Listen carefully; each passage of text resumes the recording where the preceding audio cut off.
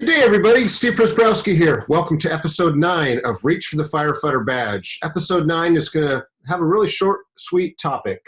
Simply put, don't just prepare for the test, prepare for the position. Now, I know you may think, what do you mean? That doesn't make sense. Or you may say, well, I got to prepare for the test because then that'll help me get the position. Trust me on this one. Don't just prepare for the test, prepare for the position.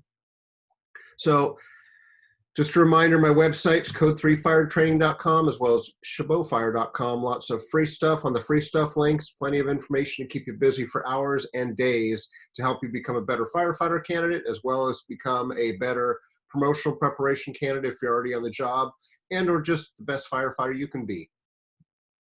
Again, these webinars are based upon 2 of the 3 books that I've had published. Number 1, the Future Firefighter's Preparation Guide, and number 2, Reach for the Firefighter Badge, both of which are separately distinct but complementary of each other and have a lot of great information to help you prepare to be the best firefighter candidate you can be. Both of them are available off my websites on the previous mentioned pages, as well as you'll see my contact information at the end of the webinar. So, as I've discussed, please prepare for all phases of the previously mentioned hiring process components that were discussed in more depth in episode 7.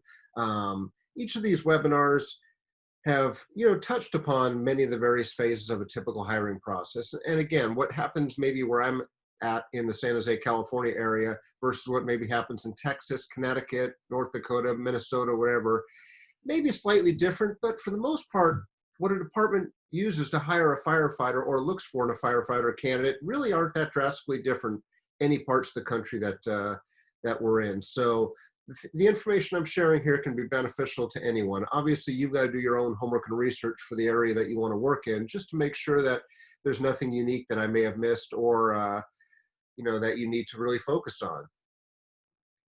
So, more importantly though, well, you got to pass the test. I mean, don't get me wrong.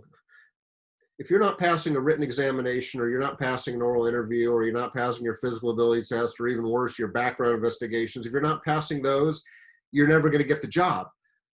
So you got to do well at the hiring process components, each one of those, so you can actually get to the recruit academy and then more importantly, complete the recruit academy. And then more importantly than that, complete the probationary period so you can become a permanent off probation firefighter. I mean, that's the ultimate goal. But I think ultimately those that are most successful that start out to become firefighters are not the ones that are so short-sighted by focusing on the test or a specific part of the test. Like, well, I got to get through my oral interview or I got to get through the written test. And I hear that from people all the time is, I'm not going to worry about the job. I just got to get through the oral interview. Well, prepare for the position. If you prepare for the position itself, no matter what they throw at you in any part of the hiring process, should be a no-brainer. So ultimately, you got to prepare for the position and then the career that you aspire to. How do you do that? Obviously, research is key. The internet is out there, social media is out there. Obviously, buyer beware. You got to do your homework because there's a lot of, I hate the term fake news, but for lack of a better term, there's a lot of fake news.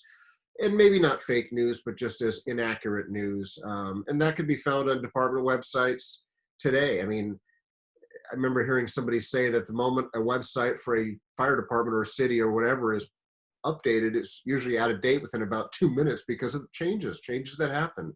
And most departments can't afford to have someone full-time dedicated to their website or their social media site. So sometimes it's just a firefighter or a chief officer or some other form of person that works for a fire department that's updating that in their spare time. So how do you prepare for the position? Research. Do your research. You got a lot of information at your fingertips. This job is not about fighting fire and saving lives as much as I'd like to think it is. So much of our job is beyond that. Fighting fire in most departments is about 1% of what they do. Saving lives is probably about 1% as well too. So figure out what you're getting into. If you watched a lot of the previous episodes, I really dove into what to expect in the position of a firefighter. It may not be what you think it is. So do your research. Obviously, college courses are very important. In a future episode, I'm going to talk about whether or not college is appropriate if you want to become a firefighter. But here's the thing. College courses can provide you a lot of training that the fire department can never provide you. One of the biggest complaints I hear across the country about firefighters not specifically firefighters, but especially those firefighters that step up into the officer ranks, those that, get promoted to captain, lieutenant, chief officer. One of the biggest complaints of fire officers is that they don't have maybe really good, solid soft skills. Soft skills is a term that you got to be familiar with. If you don't understand that term or haven't heard of it, please Google that term, because you'll find out that's what employers are looking for today. Private industry, public government employers. Government is struggling to find employees with solid soft skills. We can teach you the hard skills: throwing ladders, donning an SCBA, pulling hose. The soft skills: oral communication, written communication, interpersonal communication, critical thinking, problem solving, listening skills, not being an asshole, being nice. And I say that not to be sarcastic, but the soft skills, the things that, some of those skills are taught when you're growing up or not taught.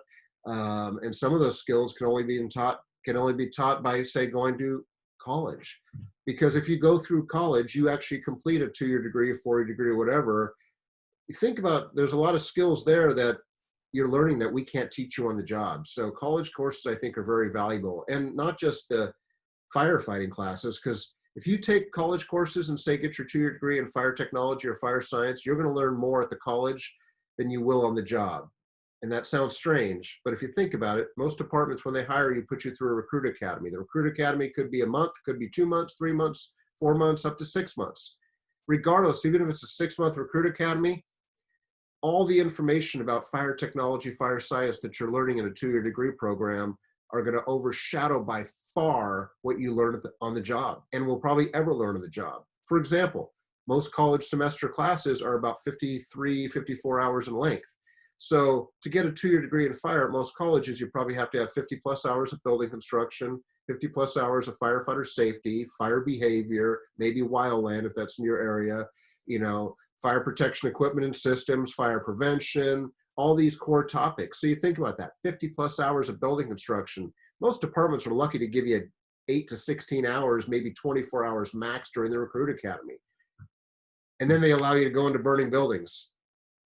Seems sort of odd and counterintuitive, but that's why I say you're going to probably learn more to college taking a 2-year degree program than you ever will on the job, because on the job, we don't have the time to train. I mean, we'll train you, we'll give you the basics, but not that much in depth as you'll get from a 2-year college degree program. Most departments, virtually every department does not require any type of college education. Most departments just require pretty much just a high school diploma or GED. So given that, it's not required to have college, but it sure can't hurt. Many of the candidates that I see a lot of departments hiring tend to have 2-year degrees, 4-year degrees. Doesn't mean they're better than anybody else. Why do they get hired? Probably not because they're college education, but you never know. I mean, every chief looks for different things in candidates, but the college cannot hurt you, and more importantly, can help you prepare for the position. Getting your EMT and paramedic or paramedic.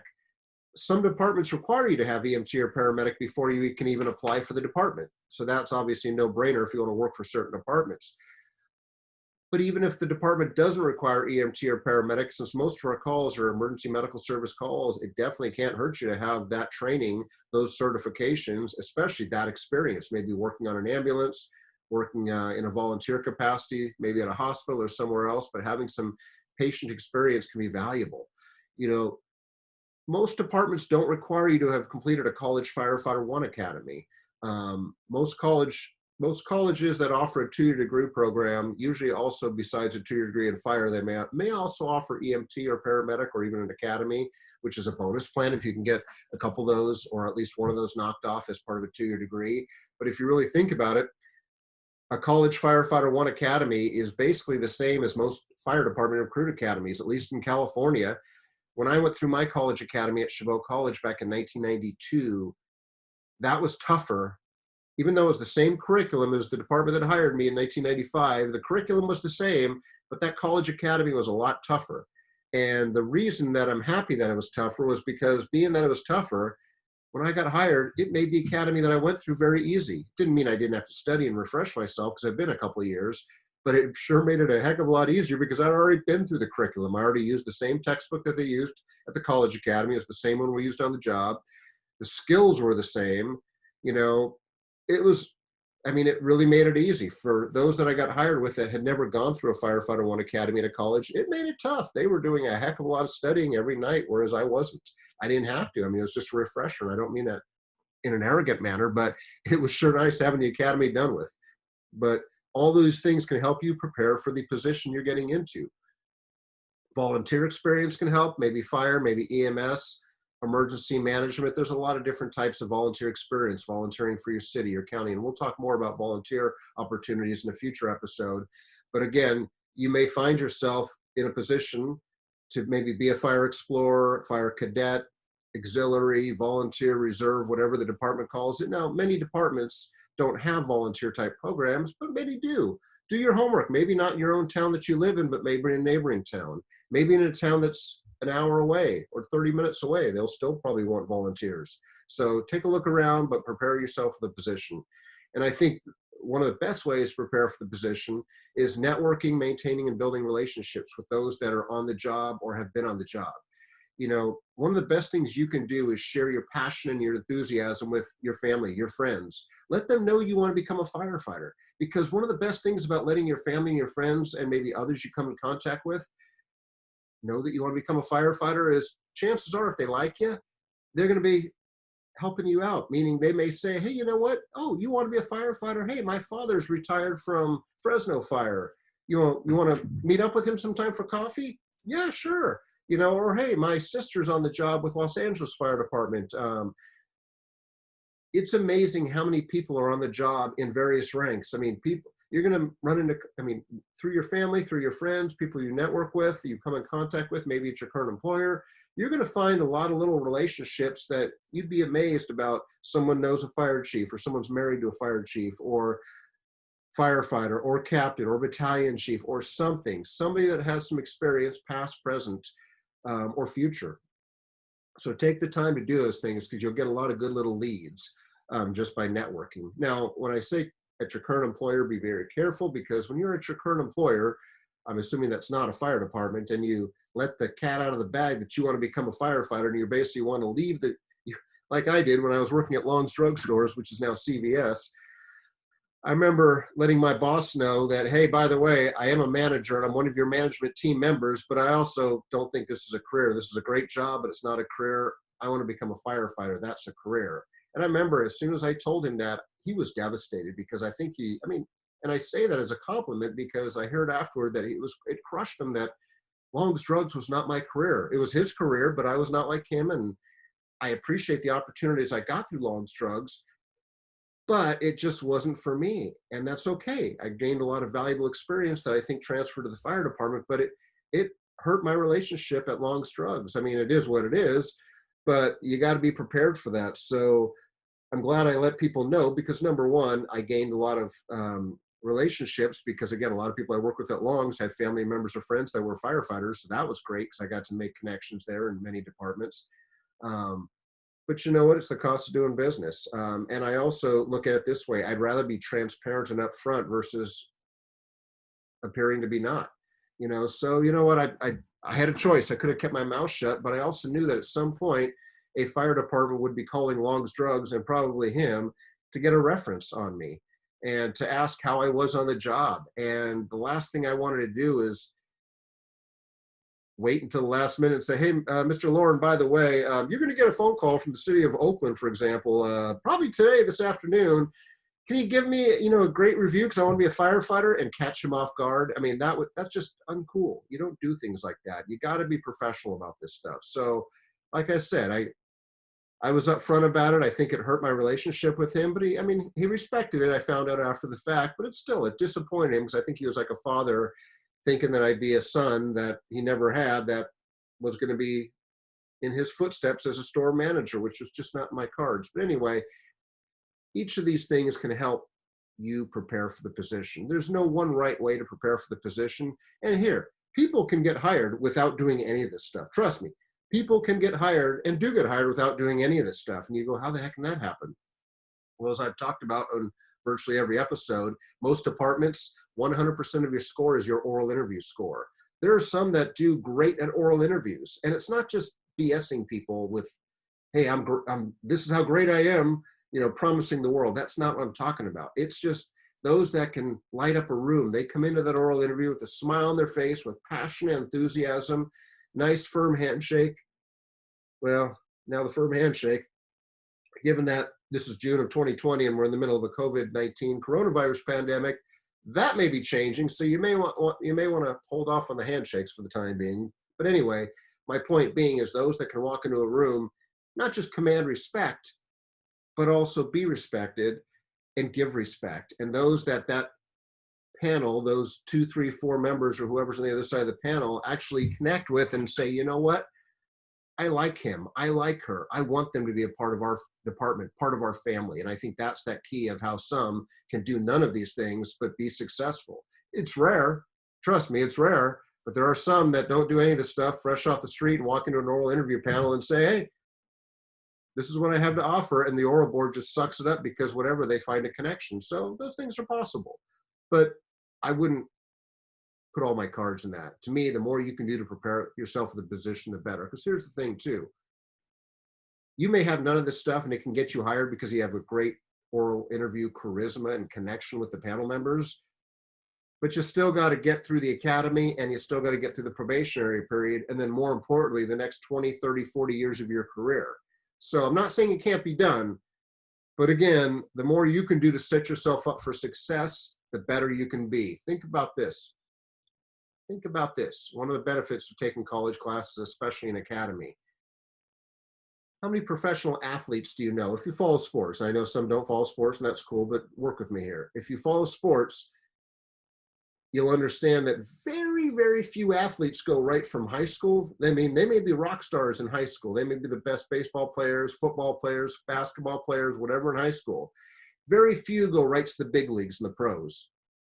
Most usually go to college, play college ball for a number of years first. Or if they get drafted, say in baseball, if they don't play college, they may play lower minor league ball, like A ball, AA, AAA, and they may do the minor leagues for a number of years before going to the big leagues.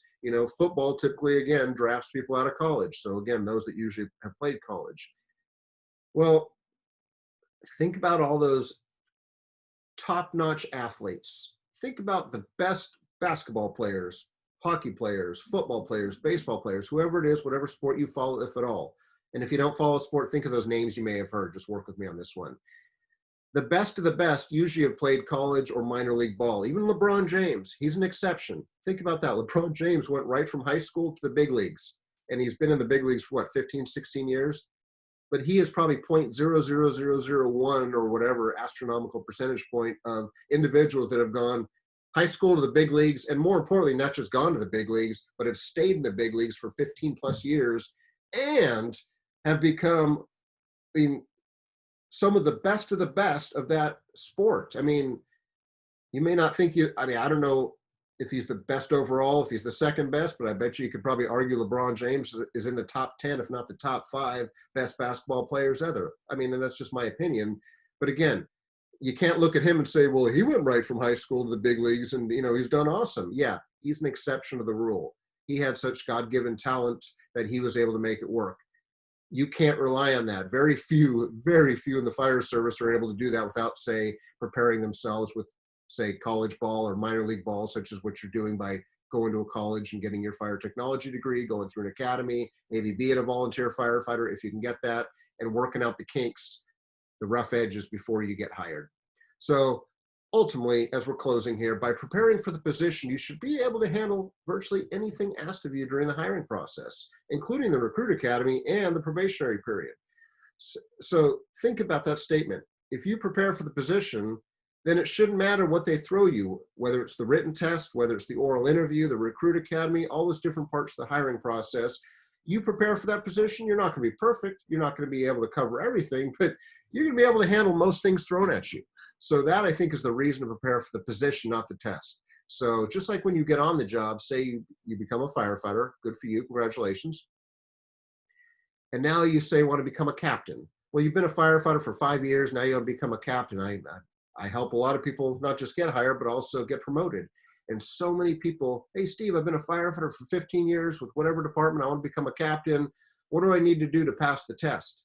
Because to become a captain, for example, there's a testing process just like you had for firefighter. Sometimes a written test, oral interview, and other components. And usually my simple answer is prepare for the position you're aspiring to. They're like, what? Well, I got to get through the oral, right. Prepare for the position of captain. Then they go, how do I prepare for captain? I'm not a captain yet. Just like you're not a firefighter yet, probably.